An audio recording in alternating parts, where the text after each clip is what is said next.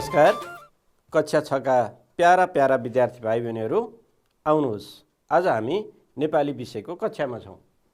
आज सम्पत्तिभन्दा स्वास्थ्य ठुलो वाद-विवाद अन्तर्गत आजको हाम्रो सिकाइको केन्द्र भाषिक संरचना शब्द भण्डार रहेको छ। हामी सबैभन्दा पहिला आजको पाठ यसभन्दा अघिका क्रियाकलापहरूको केही कुराहरूबाट सुरु गर्छौँ। यसभन्दा अघिका क्रियाकलापहरूमा हामीले सम्पत्तिभन्दा स्वास्थ्य ठुलो विषय पक्षमा विपक्षमा भएका तर्कहरू बहसहरू हामीले सुन्यौँ र हामीले पनि तर्क दिन सिक्यौँ। त्यस्तै त्यस अन्तर्गत पठनबोध अभ्यासका क्रियाकलापहरू अनि पाठगत प्रश्नोत्तर अभ्यासका क्रियाकलापहरू पनि हामीले सकिसकेका छौँ। आज चाहिँ हाम्रो कक्षा शब्द भण्डारबाट सुरु हुन्छ है। शब्द भण्डार भाइ बहिनीहरूलाई थाहै छ, शब्द भण्डार अन्तर्गत हामी के कुराहरू पढ्छौँ हो। शब्द भण्डार अन्तर्गत अनेकार्थी शब्दका विषयमा अध्ययन गर्छौँ। त्यस्तै गरी श्रुतिसम भिन्नार्थी शब्दका बारेमा पनि अध्ययन गर्छौँ अनि लघुतावाची शब्दका बारेमा पनि अध्ययन गर्छौँ। यी शब्द भण्डार अन्तर्गत रहेका कुरा छन्। त हामी सबैभन्दा पहिला अनेकार्थी शब्दबाट सुरु गरौँ है। ल सम्झाउनुहोस् त, अनेकार्थी शब्दको बारेमा सुन्नुभएको छ, तपाईले अभ्यास गर्नुभएको छ। ल सम्झनुस् है। हामी यसैबाट सुरु गर्छौँ। अनेकार्थी शब्द भनेको सबैभन्दा पहिला त म एउटा सानो अनुच्छेद देखाउँछु है। जस्तै हेर्नुहोस् त, बाले रहरको दालसँग भात मुछेर सपासप खानुभयो। मलाई भने दाल खाने रहर छैन। आमा भात खान कर गर्दै हुनुहुन्थ्यो। उता बा भने कोटसोट लगाएर जग्गाको कर तिर्न भनेर अड्डातिर लाग्नुभयो। म भने करमा किताब लिएर पढ्न थालेँ। हेर्नुहोस् त भाइ बहिनीहरू, यहाँ केही शब्दहरू रेखाङ्कन गरिएका छन्। जस्तै यहाँ रहर शब्द छ, रहर। अब यो रहर शब्द अनेकार्थी शब्द हो। यस अर्थले कि अनेकार्थी शब्द भनेको के हो भने कुनै शब्दको एकभन्दा बढी अर्थ लाग्छ। एकभन्दा बढी अर्थ लाग्ने शब्दलाई अनेकार्थी शब्द भनिन्छ। अनेक अर्थ लाग्ने भएर अनेकार्थी भनेको, अर्थात् एकभन्दा बढी अर्थ लाग्ने। जस्तै अब रहर शब्दको अर्थ के हुन सक्छ? एक प्रकारको दाल, खाने दाल। त्यस्तै अर्को रहरको अर्थ के हुन्छ? इच्छा पनि हुन्छ, चाहना पनि हुन्छ, होइन त? यसैले रहर शब्दको यहाँ एकभन्दा बढी अर्थ दिएको छ। जस्तै बाले रहरको दालसँग, यहाँ प्रश्न छ। अनि अर्को चाहिँ मलाई भने दाल खान रहर नै छैन, रहर यहाँ इच्छा। पहिलो प्रयोग भएको वाक्यले यहाँ दालको प्रकार जनाएको छ भने दोस्रो मलाई भने दाल खान रहर छैन भन्ने वाक्यले इच्छा छैन भन्ने, चाहना छैन भन्ने अर्थ बुझाएको छ। त्यस्तै अर्को हेर्नुहोस् त, आमा भात खान कर गर्दै हुनुहुन्थ्यो। कर शब्द आएको छ यहाँ। करको अर्थ यहाँ के आएको छ? हो, ढिपी भन्ने अर्थ आएको छ, जिद्दी, होइन त? करको अर्थ हो यहाँ कर लगाउनु, कर लगाउने काम वा ढिपी गर्ने काम वा जिद्दी गर्ने काम। आमा भात खान कर गर्दै हुनुहुन्थ्यो। उता बा भने कोटसोट लाएर जग्गाको कर तिर्न भनेर अड्डातिर लाग्नुभयो। यहाँ कर भनेपछि अब यहाँ ढिपी भन्ने अर्थ छैन। यहाँ चाहिँ सरकारलाई तिर्नुपर्ने राजस्व वा तिरो वा रकम भन्ने अर्थ बुझिन्छ। त्यस्तै अब म भने करमा किताब लिएर पढ्न थालेँ। यहाँ करको अर्को अर्थ के आयो? कर भनेको हात, होइन त? हो, हामीले वन्दनाहरूमा सरस्वती वन्दनामा नि पढेका छौँ नि, वीणा लिएको कर एक तिम्रो, किताब अर्को करमा छ तिम्रो, होइन त? यहाँ करको अर्थ के? हातमा भन्ने अर्थमा छ। यसरी करको अर्थ यहाँ एकभन्दा बढी लाग्न गएको छ। र यसको स्पष्टताको लागि हेर्नुहोस् त, माथि रेखाङ्कन गरिएका शब्द अनेकार्थी शब्द हुन्। एकभन्दा बढी अर्थ दिने शब्दलाई अनेकार्थी शब्द भनिन्छ। अब भाइ बहिनीहरूलाई अनेकार्थी शब्द भनेको के हो भन्ने कुरा स्पष्ट भयो होला। यसरी वाक्यमा प्रयोग गर्दा यो सन्दर्भ अनुसार फरक अर्थ दिने गर्छ। अब हामीले अहिले भर्खरै भन्यौँ रहरको अर्थ के थियो एउटा सम्झिनुहोस् त, एक प्रकारको दाल। अर्को चाहिँ के थियो, इच्छा वा चाहनाको कुरा थियो। अब करको अर्थ के थियो, ढिपी वा जिद्दी। अर्को के थियो, सरकारलाई तिर्नुपर्ने रकम। अर्को हो हात। यसरी एकभन्दा बढी अर्थ दिने शब्द। अब हामी यसैका बारेमा थप अभ्यास गरौँ न, हुन्न? जस्तै हेर्नुहोस् त, अब यहाँ शब्द छ, तपाईहरूले अनेक अर्थ खोज्नुहोस् है त। जस्तै कि यहाँ उत्तर शब्द आयो। उत्तर शब्दको अर्थ के होला? हो, तपाईहरूले भनेको ठिक भन्नुभयो। एउटा त उत्तर शब्दको अर्थ के हो, जवाफ भन्नुभयो हैन। अब अर्को चाहिँ कुनै एक दिशा, पूर्व पश्चिम उत्तर दक्षिण भने जस्तै कुनै एक दिशा। उत्तर भनेको जवाफ अनि अर्को कुनै एक दिशा। त्यस्तै अब साँचोको पनि के होला? हो, जस्तै हेर्नुहोस् त, साँचो भनेको ताल्चा खोल्ने साधन, चाबी हैन। अर्को सत्य वा तथ्य कुरा वा इँटा आदि बनाउने फ्रेम, त्यसलाई पनि के भनिन्छ? साँचो भनिन्छ। साँचोको पनि यसरी एकभन्दा बढी अर्थ लागेको छ। अब त्यस्तै तपाईहरू टिप्दै पनि हुनुहुन्छ हैन। यसरी अर्को हेर्नुहोस्, केटा कदम शब्द आयो। केटाको अर्थ के होला? ल भन्नुहोस् त। हो, केटा भने केटो। अनि अर्को केटा भनेको कसलाई थाहा छ? केटा भनेको ल हेर्नुहोस् त, एउटा बालक, अर्को गैँडाको बच्चा। गैँडाको बालकलाई पनि केटा अनि मान्छेको बालकलाई पनि केटा भनिन्छ हैन त। यसरी केटा शब्दले एकभन्दा बढी अर्थ दिएको छ। त्यस्तै कदम भनेको, हो यो त एउटा त ठिक भन्नु, कदम भनेको पाइला, डेग हैन। अनि अर्को कदम नि थाहा छैन? ल, अर्को कदम भनेको चाहिँ के रहेछ? एक प्रकारको रुख, वनस्पति हैन। ल हेर्नुहोस्, केटा र कदम शब्दको पनि एकभन्दा बढी अर्थ लागेको छ। त्यस्तै अर्को हेर्नुहोस्, काल शब्द पनि के हो? अनेकार्थी शब्द हो। कालको पनि एउटा समय भन्ने, अर्को मृत्यु भन्ने, मृत्यु। अब त्यस्तै अर्थको के हुन्छ होला? ल भन्नुहोस् त, अर्थ शब्दको। ल हेर्नुहोस्, अब अर्थको हेर्नुहोस् है त। हो, अर्थ मतलब माने, त्यसलाई खुलस्त पार्ने काम। अनि अर्को चाहिँ अर्थ भनेको धन सम्पत्ति। यसलाई वाक्यमा प्रयोग गरेर अझ बढी स्पष्ट पार्न सकिन्छ। जस्तै विद्यार्थीले नआएको वा कठिन शब्दको अर्थ शिक्षकलाई सोधे। अर्थात् शिक्षकले विद्यार्थीलाई कठिन लाग्ने शब्दको अर्थ बताइदिनु भयो। यो भनेको चाहिँ मतलब भन्ने अर्थमा हो। त्यस्तै गरी अर्को चाहिँ अर्थ धन सम्पत्ति। अर्थ बिना जीवन सञ्चालन गर्न कठिन हुन्छ। अर्थात् अर्थ नभई कुनै पनि काम सार्थक बनाउन सकिँदैन। यसरी अर्थ शब्दले धन वा सम्पत्ति, वैभव भन्ने अर्थ प्रयोग भएको छ हैन त। त्यस्तै गरी हेर्नुहोस् त, यो तर शब्द हो। एउटा तर भनेको वाक्य जोड्न आउने, के अरे त्यसलाई संयोजक। यो वाक्य जोड्न आउने संयोजक हो। जस्तै राम गरिब छ तर इमान्दार छ। यहाँ तर संयोजकको रूपमा प्रयोग भएको छ। त्यस्तै अर्को केमा प्रयोग हुन्छ?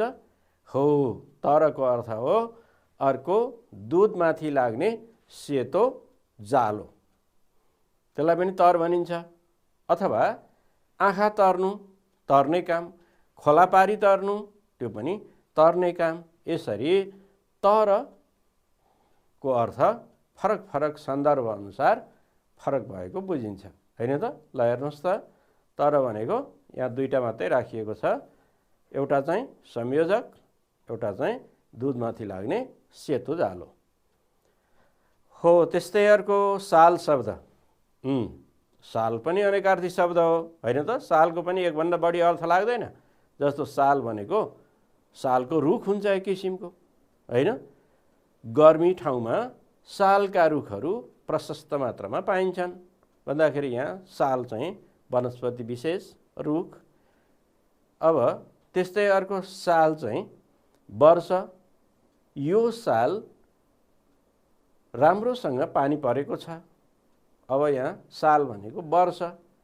अर्को साल भनेको बच्चा बस्ने घर पनि हुन्छ, सालनाल सहित, अथवा सालमा बच्चा बेरिएर बस्छ जस्ता वाक्यहरू प्रयोग गर्न सकिन्छ। यसरी साल पनि के हो?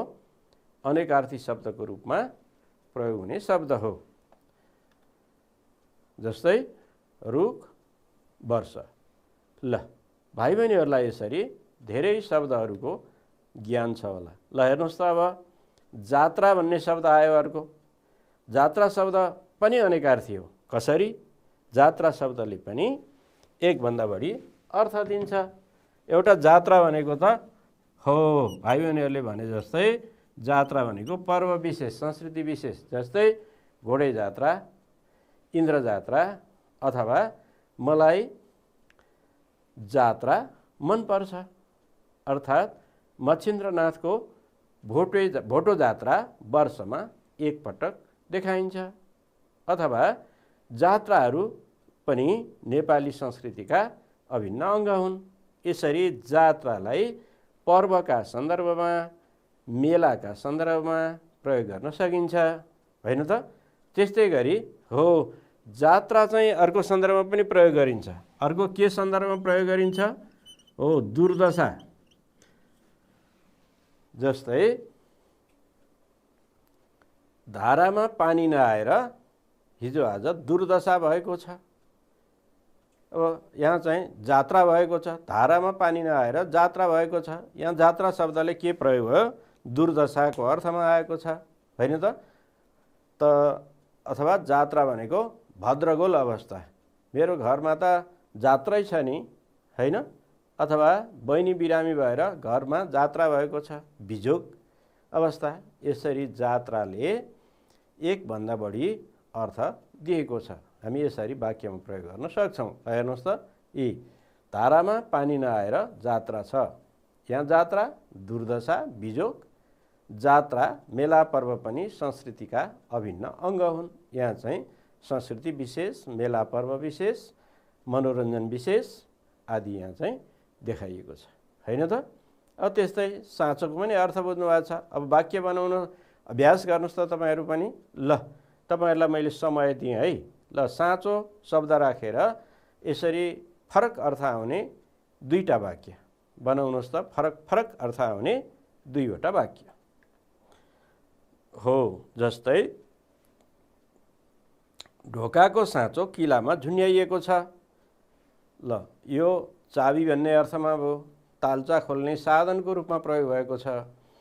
त्यस्तै सम्पत्तिभन्दा स्वास्थ्य ठुलो भन्ने कुरा साँचो हो।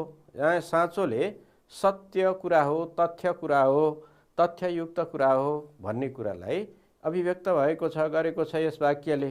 यसरी साँचो शब्दले दुईटा सन्दर्भमा दुईटा अर्थ दिएको छ। एउटा ताल्चा खोल्ने साधनको रूपमा प्रयोग भएको छ, त्यस्तै अर्को सत्य तथ्य कुराको सन्दर्भमा प्रयोग भएको छ। अब त्यस्तै हेर्नुहोस् त, अब हामी अर्का खालका शब्दहरूको प्रयोग गर्छौँ। अब त्यस्तै हो, अब तपाईँले अघि भने जस्तै अनेकार्थी शब्द यति मात्रै होइनन्, यो त नमुनाका लागि मात्रै प्रस्तुत गरिएको हो। जस्तो दर शब्द पनि अनेकार्थी हो। कसरी? दर भनेको हो, दर भनेको भाउ, मूल आदि पनि दर हुन्छ। दर भनेको व्रत बस्नु भन्दा अघिल्लो दिन, व्रत बस्नुभन्दा अघिल्लो दिन खाइने पौष्टिक खानेकुरा, त्यसलाई पनि के भनिन्छ? दर भनिन्छ। हो, जस्तै हिजो आज काउलीको दर के रहेछ भनेर सोधियो भने भाउको अर्थमा छ, अथवा हिजो आज चामलको दर अथवा चामलको दर भाउ बढेको छ, यसरी दर भाउको रूपमा। अब अर्को दर, महिलाहरूले तीज पर्वमा दर खाने गर्छन्। अब यो पौष्टिक आहारको सन्दर्भमा प्रयोग भयो, होइन त? हो, यस्ता धेरै शब्दहरू छन्। हो, जस्तै अरू पनि हुनसक्छ, जस्तो जाली शब्द पनि के हो? अनेकार्थी शब्द हो। जाली भनेको एउटा हो, जाली भएन भने चिया छान्न सकिन्न, अर्थात् चिया छान्नको लागि जालीको आवश्यक पर्छ। अब यहाँ जालीको अर्थमा प्रयोग हो, जालो, जाली। अर्को जाली भनेको चाहिँ झेल गर्ने, षड्यन्त्र गर्ने, षड्यन्त्र बुन्ने मान्छे। जस्तै दुशासन निकै जाली थियो, होइन? यसरी जाली शब्दले षड्यन्त्रकारी भन्ने अर्थ बुझाउन बुझिन्छ, होइन त? ल, यसरी हामी अनेकार्थी शब्दहरू को अध्ययन गर्न सक्छौँ। भाइ बहिनीहरू पनि यस्ता शब्दहरू पाठ्यपुस्तकमा पनि प्रयोग भएका हुन सक्छन्। तपाईहरू पनि टिप्नुहोस् र यसको अर्थ खोज्ने अभ्यास गर्नुहोस्, हुन्न त? अब हामी अर्को क्रियाकलापतिर लागौँ। ल, हेर्नुहोस् त, तलका शब्द तथा अर्थ पढेर वाक्यमा प्रयोग गर्नुहोस्। यहाँ शब्दहरू दिएको छ, जस्तो हेर्नुहोस् त, यो शब्द र यो शब्दको उच्चारण उस्तै छ, वीर, वीर। वर्ण विन्यासगत भने केही भिन्नता छ र अर्थ पनि भिन्न छ, भाइ बहिनीहरूलाई थाहै होला। यसरी उच्चारण गर्दा अर्थात् बोल्दा उस्तै उस्तै सुनिने तर अर्थमा भने भिन्नता हुने शब्दलाई कस्तो शब्द भनिन्छ? के भनिन्छ? हो, विद्यार्थी भाइ बहिनीहरूले ठिक भन्नुभयो। यस्ता शब्दलाई श्रुति सम भिन्नार्थी, मैले यहाँ बोर्डमा लेखेँ, हेर्नुहोस् त, यसलाई यसरी लेखिन्छ, श्रुति सम भिन्नार्थी। श्रुति सम अर्थात् उस्तै उस्तै सुनिने, भिन्न अर्थी, अर्थ भन्ने भिन्न हुने। यहाँ पनि हेर्नुहोस् न, यी दुवै शब्दको उच्चारण उस्तै छ, वीर, वीर। अब यी दुवैको अर्थ के छ? ल, भन्नुहोस् त। हो, यो वीर भनेको बहादुर, पौरखी, पुरुषार्थ देखाउने व्यक्ति, त्यससँग सम्बन्धित छ। यो वीरको अर्थ सुँगुरको भाले। ल, अब यसलाई फरक सन्दर्भ अनुसार वाक्य बनाउन सकिन्छ। जस्तै हेर्नुहोस् त, नेपाल वीर पुर्खाहरूले आर्जन गरेको देश हो। यहाँ वीर पुर्खा, वीर व्यक्ति, साहसी व्यक्ति, योद्धा, लडाकु भन्ने अर्थमा छ। अब सन्तोषले भोकाएको वीरलाई खानेकुरा दियो, होइन त? अब यसरी यहाँ चाहिँ वीर भनेको सुँगुरको भाले। ल, यसरी सुँगुरको भाले पाठ हो, वीर र भुनी भन्ने चलन छ, होइन? ल, अब त्यस्तै गरी अर्को शब्द हेर्नुहोस् त, यी शब्दको पनि त्यस्तै फरक फरक प्रसङ्ग अनुसार अर्थ लाग्छ। जस्तै उच्चारण भने उस्तै हुन्छ, जस्तै पुरा, पुरा। अब यो पुराको अर्थ के हो? ल, हेर्नुहोस् त, पुरा भनेको पुरानो समय अथवा प्राचीन। पुरा भनेको प्राक, प्राचीन, पुरानो समय, पुरानो पनि हुन्छ, होइन? अनि पुराको अर्थ खाएर बाँकी रहेको अन्नलाई पनि पुरा भनिन्छ। अब यहाँ पुरानो सन्दर्भमा हेर्नुहोस् त, पुरा समयमा, प्राचीन समयमा भन्ने अर्थ भयो यसको अर्थ। पुरा समयमा ऋषिमुनिहरूले सत्यको बाटो देखाएका थिए। ल, अब त्यस्तै गरी पुराको अर्थ अर्को सम्पूर्ण, होइन? वर्ण विन्यासगत भिन्नताले उच्चारणमा उस्तै भए पनि अर्थमा फरक ल्याएको छ। अब हेर्नुहोस् त, अब यी सबैको अर्थलाई हेर्नुहोस् है एकचोटि। जस्तै मैले तपाईँले दिएको काम हिजै मात्र पुरा गरेँ।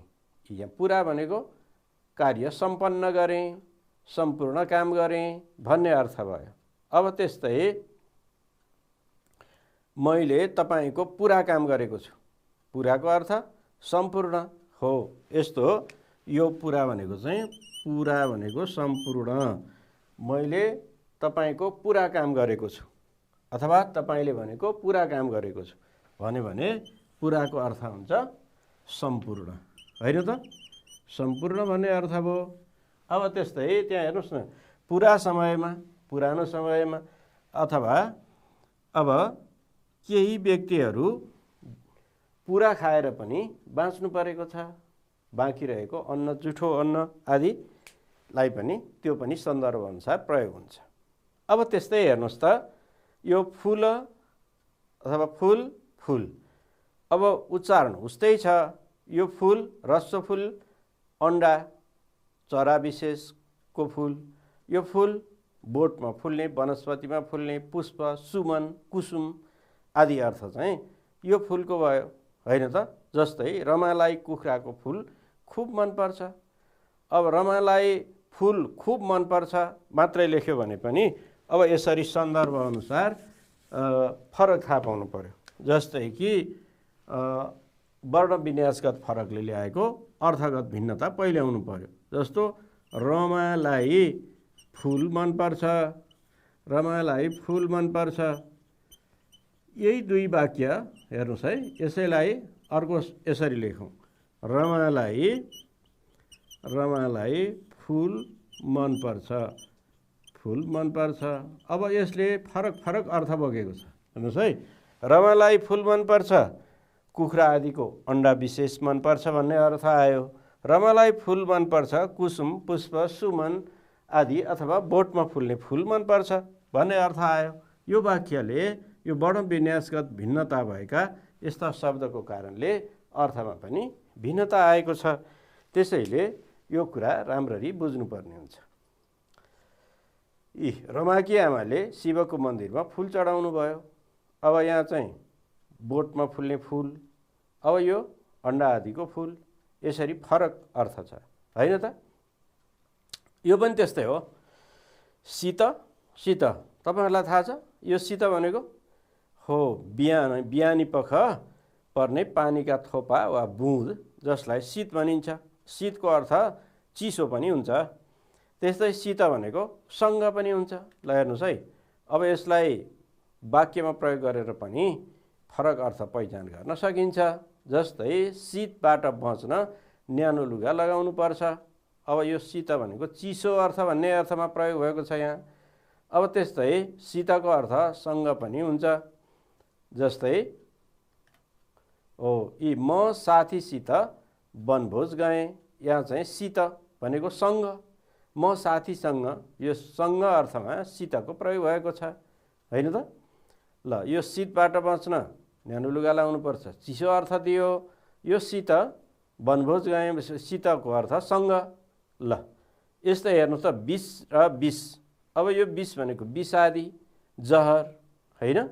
अब यो विष भनेको 19 पछि आउने अङ्क, 20 अङ्क। जस्तै हिजो आज तरकारीमा विषको प्रयोग हुन थालेको छ, हो विषादीको प्रयोग हुन थालेको छ। सन्देशले 20 रुपियाँको कलम किन्यो, यहाँ 20 अङ्कसँग सम्बन्धित छ, यहाँ 20 चाहिँ विषादीसँग सम्बन्धित छ, होइन त? तर सुन्दा उस्तै सुनिन्छ र यो फरक अनुसार चाहिँ अर्थगत भिन्नता देखिएको छ। अब हेर्नुहोस्, यो क्रियाकलाप हामीले यहीँ छोड्यौँ। अब हामी अर्को क्रियाकलापतिर लागेका छौँ।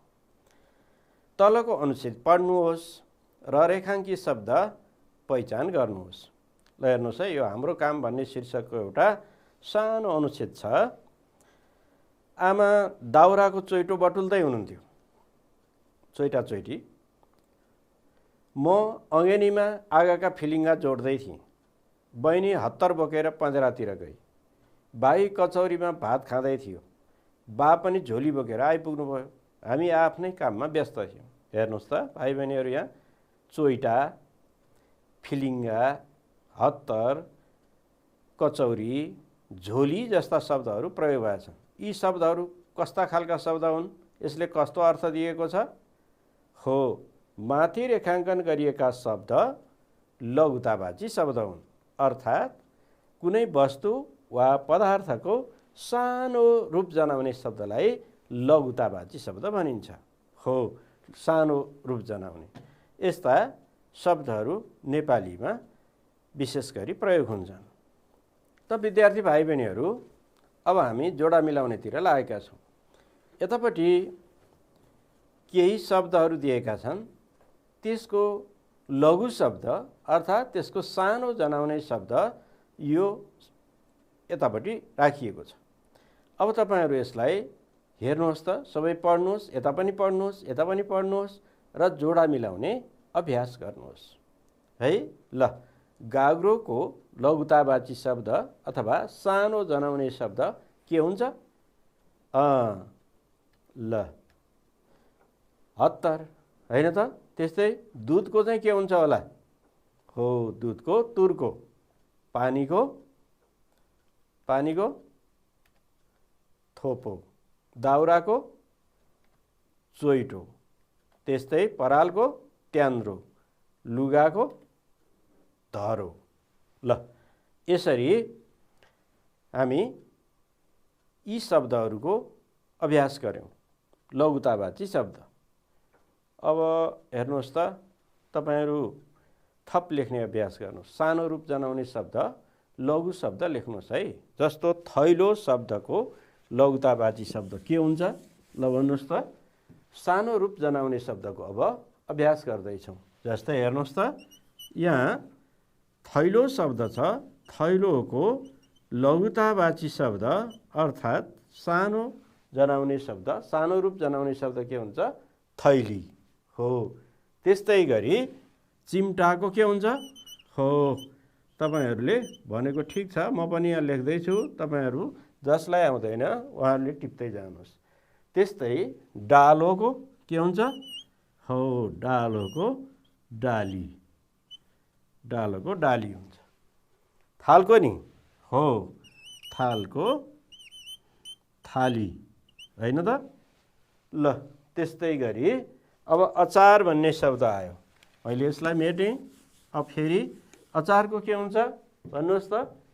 हो, अचारको पित्को है, अचारको पित्को। त्यस्तै गरी घैँटोको के हुन्छ? घैँटी हैन, घैँटोको घैँटी। त्यस्तै गरी सुन्तलाको के हुन्छ? हो, सुन्तलाको केस्रो। केस्रो सुन्तला पनि खान पाइएन भन्यो भने सुन्तलाको सानो। केराको के हुन्छ? घरी भनेको त ठुलो चाहिँ जनाउने हो, कोसो। ल, त्यस्तै मुलाको के हुन्छ नि? मुलाको के रे? मुलाको चानो हैन, मुलाको चानो हुन्छ। त्यस्तै गरी बालुवाको के हुन्छ? बालुवाको कण हुन्छ। ल, यसरी हामी सानो रूप जनाउने शब्दको अभ्यास गर्न सक्छौँ। त भाइ बहिनीहरू, अहिलेसम्मका क्रियाकलापमा हामीले अनेकार्थी शब्द, श्रुति समभिन्नार्थी शब्द अनि लघुतावाची शब्द सम्बन्धी अभ्यास गऱ्यौँ होइन त? अबको यसपछिको क्रियाकलाप हाम्रो काल र पक्ष अर्थात् कालका प्रकार, कालको पहिचान र त्यससँग सम्बन्धित क्रियाकलापहरू अबको क्रियाकलापमा रहनेछ। ल, तपाईहरू तयार हुनुहुन्छ होइन त? ल, काल सम्बन्धी केही अध्ययन गरौँ है। जस्तै हेर्नुहोस् त, यहाँ एउटा सानो अनुच्छेद छ, गुरुप्रसाद मैनालीका सम्बन्धमा लेखिएको छ। गुरुप्रसाद मैनाली यथार्थवादी कथाकार हुन्। यहाँ हेर्नुहोस्, यहाँ रेखाङ्कन गरिएको छ। यसले कुन समय बुझाउँछ यसलाई हेर्नुहोस्। उनले नासो कथा सङ्ग्रह प्रकाशित गरेका छन्। उनी नेपाली गाउँघरमा घुमे, उनले गाउँका समस्याहरू देखे, तिनै विषयलाई लिएर उनले कथा लेखे। उनी आज छैनन्, उनका कामलाई नेपालीहरूले बिर्सने छैनन्, उनी नेपाली साहित्यमा अमर रहनेछन्।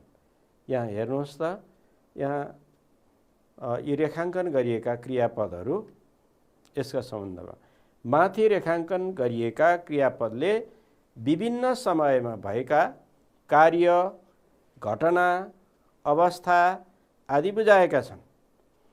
यी विभिन्न अवस्था वा घटना कालसित सम्बन्धित छन्, होइन त? अब जस्तै गुरुप्रसाद मैनाली यथार्थवादी कथाकार हुन्, यसले वर्तमान समय बुझाएको छ, प्रकाशित गरेका छन्। यसले पनि वर्तमान समयको क्रियापद प्रयोग भएको छ। घुमे भूतकाल छ, त्यस्तै देखे भूतकाल जनाएको छ। बितिसकेको समय त्यस्तै आज छैनन्, यो वर्तमान समय छ, बिर्सने छैनन्। त्यस्तै रहने छन्, बिर्सने छैनन् ले भविष्यत्काल बुझाएको छ।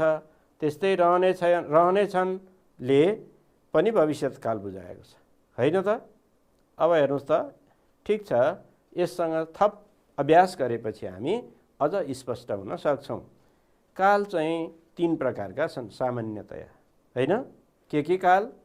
वर्तमान काल, भूतकाल, भविष्यत्काल हो। वर्तमान काल भनेको अहिलेको समयलाई बुझाउने, अहिलेको समय बोध गराउने काल चाहिँ वर्तमान काल हो।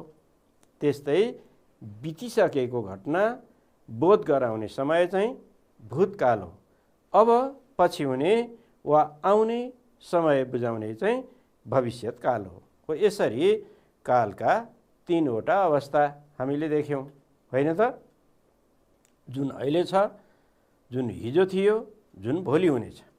यसरी वर्तमान कालका 3 वटा अवस्था अर्थात् प्रकार। अब हामी यो तालिकाबाट अझ हामीलाई बुझ्न सहयोग हुन्छ। हेर्नुहोस् त, यहाँ क, ख, गमा फरक फरक समय बुझाउने क्रियापदहरू प्रयोग भएका छन् र यसले कुन काल हो तपाईहरू पहिचान गर्नुहोस् है। जस्तै ऊ खेल्छ, प्रभात बजार गयो, उमेश बिहान उठ्नेछ। हेर्नुहोस् त, ऊ खेल्छ यसले वर्तमान समय बुझाउँछ, प्रभात बजार गयो बितेको समय बुझाएको छ, उमेश बिहान उठ्नेछ यसले भविष्यको सङ्केत गरेको छ। त्यस्तै राम्ररी पढ्छ, ऊ राम्ररी पढ्छ, उसले चिनी किन्यो, ऊ खाना खानेछ। ऊ प्रगति गर्छ, ऊ घर फर्क्यो, त्यसपछि काममा जानेछ। अब यी वाक्यहरू पढ्नुहोस् त, यी वाक्यहरू पढ्दा क समूहका वाक्यहरू वर्तमानकाल जनाउने वाक्यहरू हुन्। यी क्रियापदले खेल्छ, पढ्छ, गर्छ, पाउँछ, बनाउँछ जस्ता क्रियापदले वर्तमान समयलाई बुझाएका छन्। त्यस्तै गरी हो, कालको सम्बन्ध क्रियासित हुन्छ, क्रियाले समयलाई सङ्केत गर्छ। अब त्यस्तै खमा हेर्नुहोस् त, प्रभात बजार गयो, गयो, किन्यो, फर्क्यो, थिए, भेट्यो, भए जस्ता क्रियापदले बितेको समयलाई बुझाएको छ। त्यस्तै गरी बिहान उमेश बिहान उठ्नेछ, जस्तै उठ्नेछ, खानेछ, जानेछ, गर्नेछ, गर्नेछिन्, फर्कनेछ, गर्नेछन् जस्ता यस्ता क्रियापदले भविष्यमा हुने कामलाई बुझाएको छ। यसरी क समूहको वाक्यहरू, क समूहका वाक्यहरू वर्तमानकालका हुन्, ख समूहका वाक्यहरू भूतकालका हुन् र ग समूहका वाक्यहरू भविष्यत्कालका हुन्। अब यसैलाई अझै थप अभ्यास गरौँ है। अब यही कुराको सन्दर्भ हो यो। माथिका तालिकामा भएका क्रियाले समय बुझाएका छन्। क्रियाले बुझाउने समय काल हो। माथिको तालिकामा भएका पहिलाको समय बुझाउने क्रियाको काल भूतकाल, अर्थात् पहिलाको भनेको क समूहको, पहिलाको समय बुझाउने यो ख समूहमा राखिएका वाक्यहरू छन्। पहिलाको समय बुझाउने क्रियाका काल भूतकाल, अहिलेको समय बुझाउने क्रियाका काल वर्तमानकाल र पछिको समय बुझाउने क्रियाका काल भविष्यत्काल हुन्। यसरी माथिका माथिको तालिकासँग यो कुरा सम्बन्धित छ। अब अर्को अभ्यास गरौँ है। तलका वर्तमान काललाई अथवा वर्तमान कालका वाक्यलाई भूतकालमा बदल्नुहोस्। हो, भूतकालको समय भनेको बितेको समयमा बदल्ने। हेर्नुहोस् है त, जस्तै ल हेर्नुहोस्। अब यहाँ चाहिँ वर्तमान काल जनाउने वाक्यहरू छन्, क्रियापदहरू छन्। मदन लासा पुग्छ। हो, अब यसलाई भूतकालमा लैजाँदा के हुन्छ? भूतकालको वाक्य हो पुग्छको अब यहाँ मुख्य क्रियापद बदल्ने काम हो। जस्तै मदन लासा पुग्छ, लासा पुग्छको अब भूतकालमा पुग्यो। हो, तपाईहरुले ठिक भन्नुभयो, मदन लासा पुग्यो, हैन त? पुग्छको पुग्यो। त्यस्तै लासामा उसले सुन देख्छ। अब देख्छको के बनाउने? हो, ठिक भन्नुभयो, लासामा उसले सुन देख्यो, देख्छको देख्यो। उसले 4 थैला सुन कमाउँछ। उसले 4 थैला सुन कमाउँछको कमायो। हो, यतापट्टि लेख्ने उसले 4 थैला सुन कमायो भनेर लेख्ने। त्यस्तै ऊ घर फर्कन्छ। हो, ऊ घर फर्कियो। ऊ बाटोमा बिरामी हुन्छ। बिरामी हुन्छको अब भयो। हो, ऊ बाटोमा बिरामी भयो। साथीहरूले उसलाई बाटैमा छोडिदिन्छन्। साथीहरूले उसलाई बाटैमा छोडिदिए। हो, यसरी वर्तमान कालका वाक्यलाई क्रियापद परिवर्तन गर्ने बित्तिकै भूतकालमा लैजान सकिन्छ। यसलाई भविष्यकालमा पनि लान सकिन्छ। हामीले अहिले चाहिँ भूतकालमा लग्ने अभ्यास गर्यौं। अब दोस्रो अर्को अभ्यास गरौँ है। जस्तै हेर्नुहोस् त, अब तलका वाक्यलाई भविष्यकालमा बदल्नुहोस्। यो वर्तमान कालका वाक्यलाई भविष्यकालमा नि बदल्न सकिन्छ। जस्तै मान्छे चरा जस्तै आकाशमा उड्छ। हो, यो यसलाई परिवर्तन गर्नु पर्यो। आकाशमा उड्छ को के बनाउनु पर्यो? उड्ने छ बनाउनु पर्यो है। उड्छ को उड्ने छ। अब त्यस्तै माछा जस्तै पानीमा तैरिन सक्छ। माछा जस्तै पानीमा के बनाउने? तैरिन सक्ने छ। छिटो भन्दा छिटो दगुर्छ, दगुर्ने छ। सक्छ, सक्ने छ। त्यस्तै अब पुग्न सक्छ, पुग्न सक्ने छ। एकै ठाउँमा बसेर सुन्न र हेर्न सक्छ, सक्ने छ। ल, यसरी तपाईहरुले यो क्रियापदलाई परिवर्तन गरेर काल परिवर्तन गर्न सकिने कुरा पनि केही अभ्यास गर्नुभयो। अब बाँकी अभ्यास, थप अभ्यास अर्को कक्षामा यसै गरी छलफल गरौँला। हुन्न त आजको समय सकिएको छ। विद्यार्थी भाइ बहिनीहरूलाई यसरी सक्रियतापूर्वक कक्षामा सहभागी भएकोमा मलाई ज्यादै खुसी लागेको छ। विद्यार्थी भाइ बहिनीलाई विशेष हार्दिकता र आभार प्रकट गर्दै आजको कक्षा यही अन्त्य गर्न चाहन्छु। धन्यवाद। नमस्कार।